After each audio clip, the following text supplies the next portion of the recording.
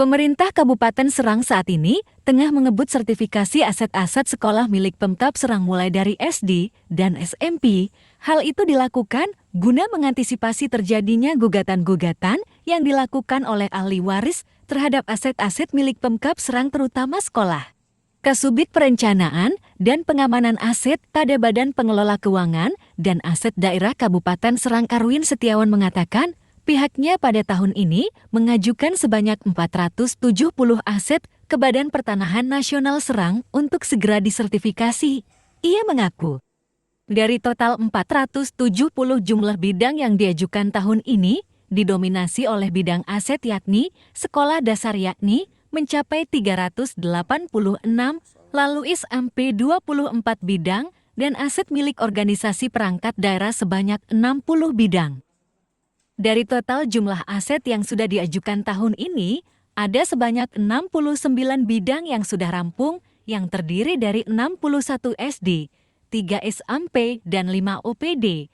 Selain itu ada juga bidang tanah yang dokumennya sudah diserahkan ke BPN sebanyak 267 bidang. Selain itu, pihaknya juga saat ini tengah menggarap sebanyak 134 bidang yang tengah diurus untuk pelengkapan dokumennya untuk selanjutnya didaftarkan ke BPN. Lebih lanjut, pihaknya saat ini masih berupaya untuk mengebut proses pemberkasan untuk aset-aset di Pemkab Serang agar nantinya proses sertifikasi yang dilakukan oleh BPN bisa berjalan lancar. Nantinya masih ada sebanyak 729 bidang aset yang masih belum tersentuh, di mana didominasi oleh bidang jalan milik Kabupaten Serang dan aset PSU perumahan yang belum disentuh. Kasih pemerintah Kabupaten Serang untuk tahun 2024 itu setelah dilakukan rekon dengan kantor pertanahan Kabupaten Serang itu sebanyak 470 bidang untuk tahun 2024. Nah, di 1.690 bidang. 1.690 bidang itu yang sudah jadi sertifikat itu ada 491 bidang. Dan sisanya 1.199 bidang yang belum bersertifikat. Dari 1.199 ini 470 sedang kita garap di tahun 2024 sebanyak 470 bidang yang sudah direkod dengan BPN. Di tahun 2024 ini yang sudah jadi sertifikatnya ada 69 bidang yang terbit di tahun 2024. Kemudian untuk ada 136 bidang yang sudah didaftarkan haknya permohonan hak, kemudian ditambah lagi 131 bidang pendaftaran peta bidang tanah. Jadi totalnya dokumen yang sudah diserahkan ke BPN itu sejumlah 267 bidang. Kemudian ada 43 bidang yang sedang kita garap untuk kelengkapan warkah pendaftaran tanah.